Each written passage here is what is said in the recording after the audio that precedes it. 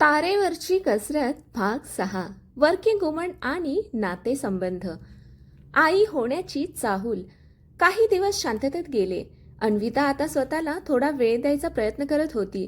सकाळी 5 मिनिटं बाल्कनीमध्ये बसून चहा पिणं, रात्री डायरी लिहिणं, ऑफिसमधल्या प्रत्येक गोष्टीला मनाला लावून न घेण्याचा प्रयत्न.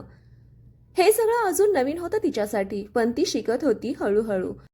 त्या सकाळी मात्र काहीतरी वेगळं होतं. किचनमध्ये उभे राहून चपात्या करताना अचानक तिला मळमळायला लागलं. तिने पटकन गॅस बंद केला. डोकं गरगरत होतं. सुमित्रा लगेच म्हणाल्या, काय झालं? काही नाही, थोडं डिझी वाटतंय.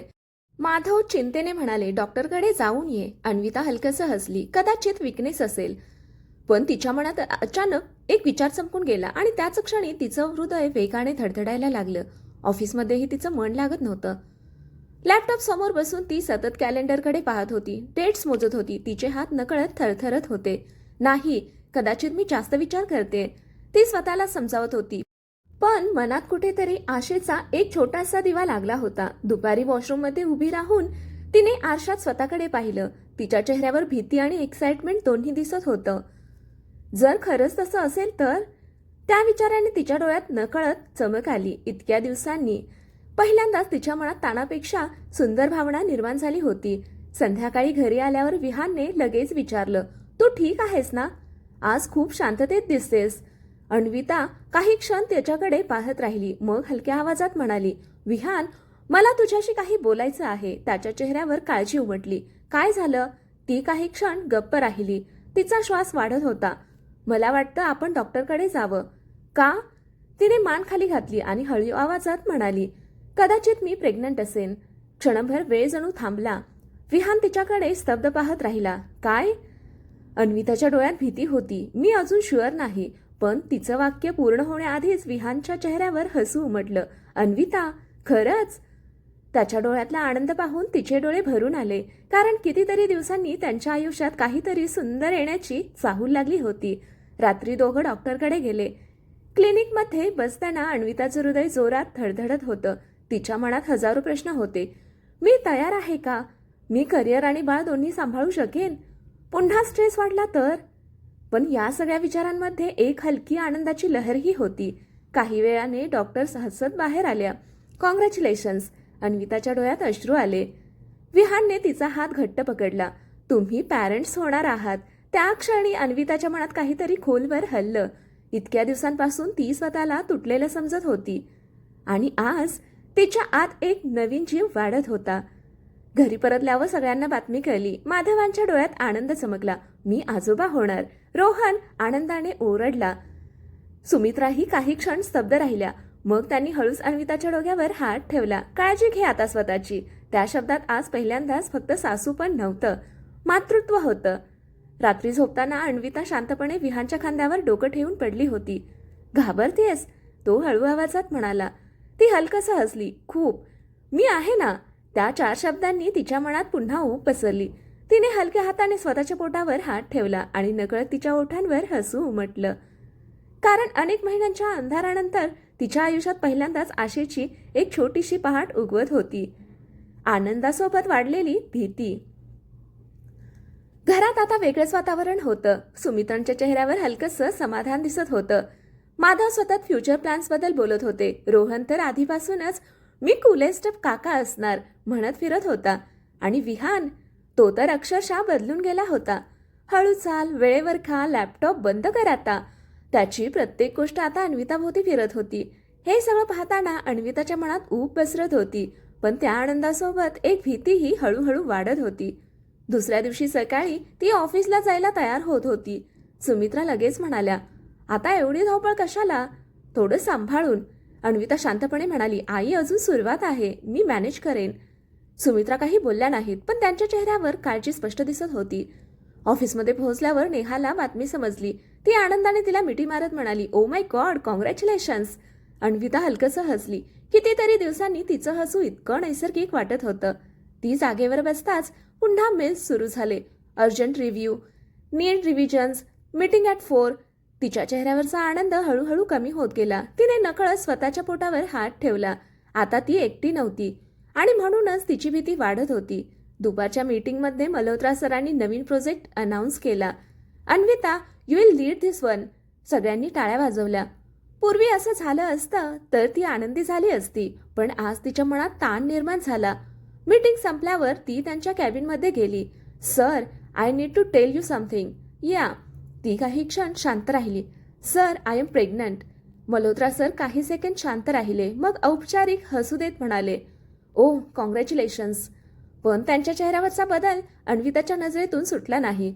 Can you steel handle the project? हे ऐकताच तिच्या मनात टोचलं. ती शांतपणे म्हणाली, I will try my best. पण बाहेर पडताना तिच्या पावलांमध्ये पुन्हा तीच जुनी असुरक्षितता आली होती. आता ऑफिसमध्ये लोक मला वीक समजतील का? सायंकाळी ट्रेनमध्ये बसून ती सतत विचार करत होती. वर्किंग वुमनसाठी मदरहूड म्हणजे आनंद असतो, पण त्याचवेळी करिअरबद्दलची भीतीही. Promotion, career gap, responsibility, people's judgement. तिच्या डोक्यात विचारांचं वादळ सुरू होतं. घरी आल्यावर विहानने लगेच विचारलं, काय झालं? मूड ऑफ दिसतोय. ती शांत बसली. मग हळू आवाजात म्हणाली, विहान, मला भीती वाटते. तो तिच्या जवळ बसला. कशाची? सगळ्याची. तिच्या डोळ्यात पाणी आलं. मी चांगली आई बनू शकेन? करिअर सांभाळू शकेन? पुन्हा स्ट्रेस वाढला तर? विहान काही क्षण शांत राहिला. मग त्याने तिचे हात हातात घेतले. अन्विता, तू आधीपासूनच सगळे एकटी मॅनेज करण्याचा प्रयत्न करतेस. आता तसं नाही. ती त्याच्याकडे पाहत राहिली. तो पुढे म्हणाला, हे बाळ फक्त तुझी रिस्पॉन्सिबिलिटी नाहीये, आपली आहे. त्या एका वाक्याने तिच्या मनातलं अर्ध ओझं हलकं झालं.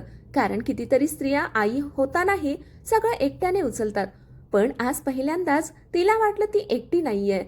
रात्री ती डायरी घेऊन बसली. आज बराच वेळ ती रिकामेपणाकडे पाहत राहिली. मग हळूच लिहिलं, प्रिय बाळा, तू अजून या जगात आलेला नाहीस, पण तू आधीच मला बदलायला लावलंयस. तिच्या डोळ्यात नकळत अश्रू आले. ती पुढे लिहू लागली, मला अजूनही भीती वाटते. मी परफेक्ट नाही. मी कधी कधी तुटते, रडते, घाबरते. ती थांबली. मग हलकसं हसत लिहिलं, पण एक गोष्ट नक्की, तुझ्यासाठी मी पुन्हा स्वतःला शोधेन. त्या रात्री अन्विताने पहिल्यांदाच तिच्या भीतीसोबत आशेलाही जागा दिली. पहिली धडपड. दिवस हळूहळू पुढे सरकत होते. अन्विताच्या आयुष्यात आता एक नवीन रिदम तयार होत होता. सकाळी ऑफिस, मधून म्युझिया, सगळ्यांच्या सूचना आणि प्रत्येक क्षणी पोटात वाढणाऱ्या त्या छोट्याशा जीवाची जाणीव.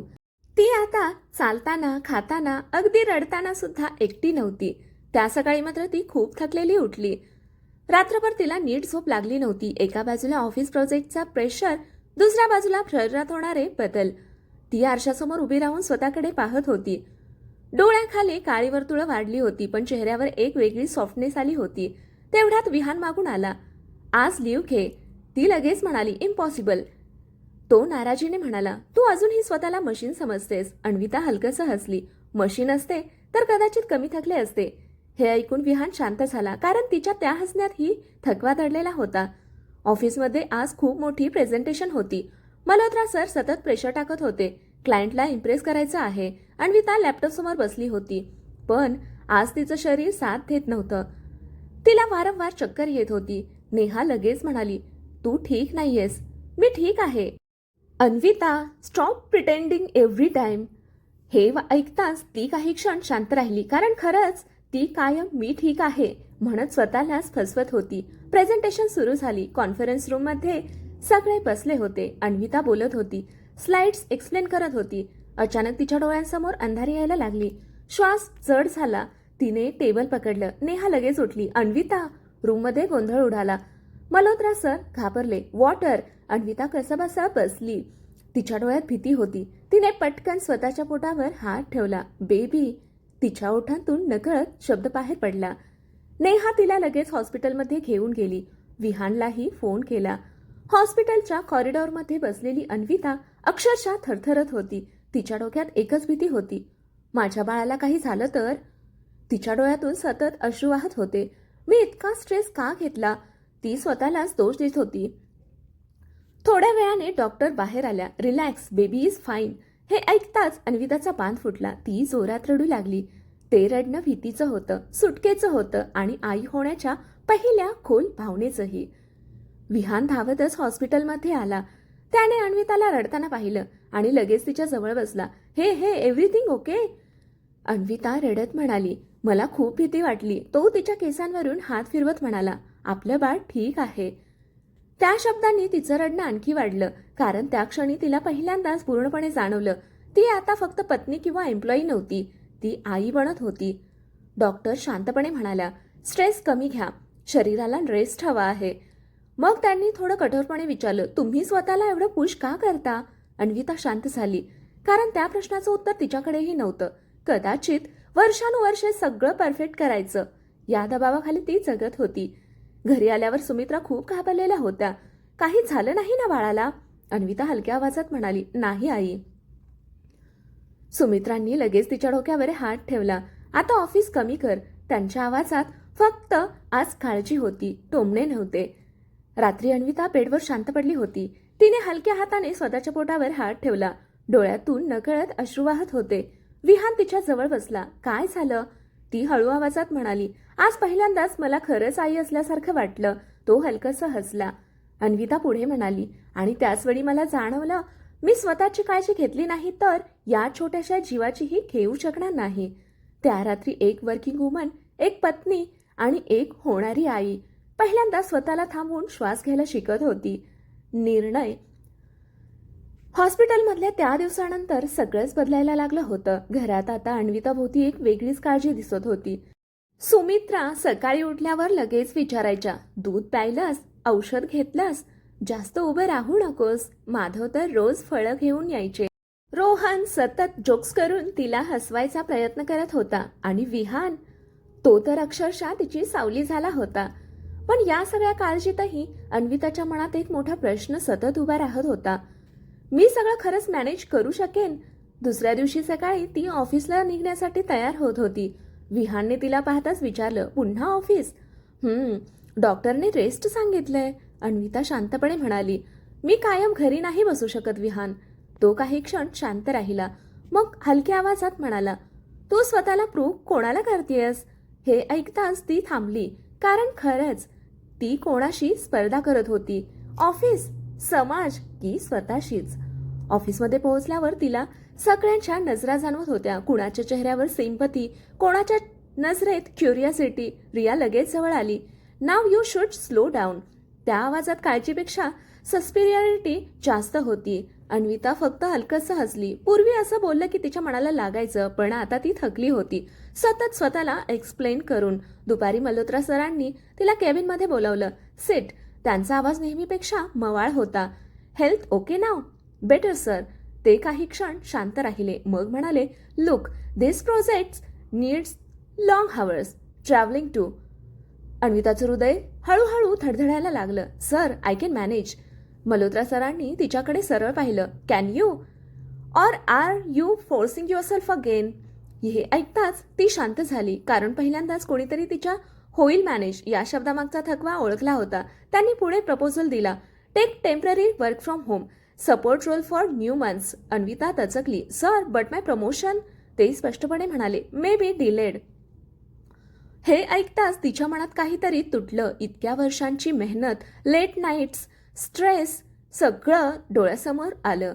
तिच्या डोळ्यात नकळत पाणी आलं, कारण वर्किंग वुमनसाठी करिअर फक्त जॉब नसतो, तो तिच्या अस्तित्वाचा भाग असतो. संध्याकाळी घरी येईपर्यंत ती पूर्ण शांत होती.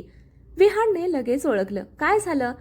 ती काही क्षण गप्प राहिली, मग हलक्या आवाजात म्हणाली, कदाचित माझं प्रमोशन जाणार.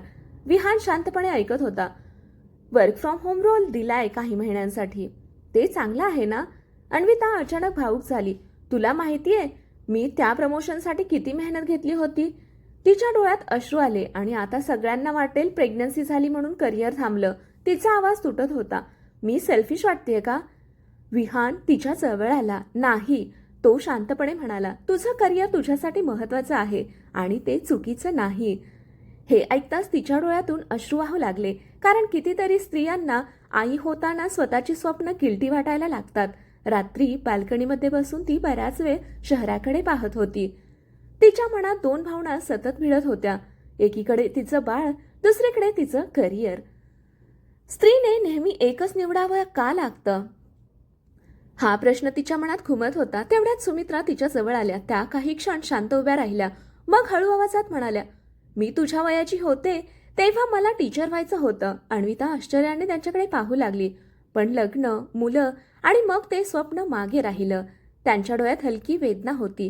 त्या काळी आम्ही प्रश्न विचारायचो नाही, फक्त स्वीकारायचो. अन्विता शांतपणे ऐकत होती. सुमित्रा पुढे म्हणाल्या, तू निदान तुझ्या मनातलं बोलतीयस, हेच खूप आहे. त्या शब्दांनी अन्विताच्या मनात काहीतरी हललं. कारण पहिल्यांदाच तिला तिच्या सासूमध्ये फक्त टोमणे मारणारी स्त्री दिसत नव्हती, तर स्वतःची अपूर्ण स्वप्न मनात दाबून जगलेली एक स्त्री दिसत होती. त्या रात्री अन्विताने डायरीमध्ये लिहिलं, कधी कधी आयुष्य आपल्याला थांबवतं, हरवण्यासाठी नाही, तर काय खरंच महत्त्वाचं आहे हे समजण्यासाठी. आणि त्या वाक्याखाली तिने पहिल्यांदाच 2 शब्द लिहिले, मी पुरेशी आहे. कथा इथपर्यंत आवडली असेल तर कथेला लाईक करा, शेअर करा, कॉमेंट करा आणि आपल्या चॅनेलला सबस्क्राईब करा. कथा ऐकल्याबद्दल, वाचल्याबद्दल धन्यवाद. इथून पुढची कथा पाहू पुढील भागामध्ये. धन्यवाद.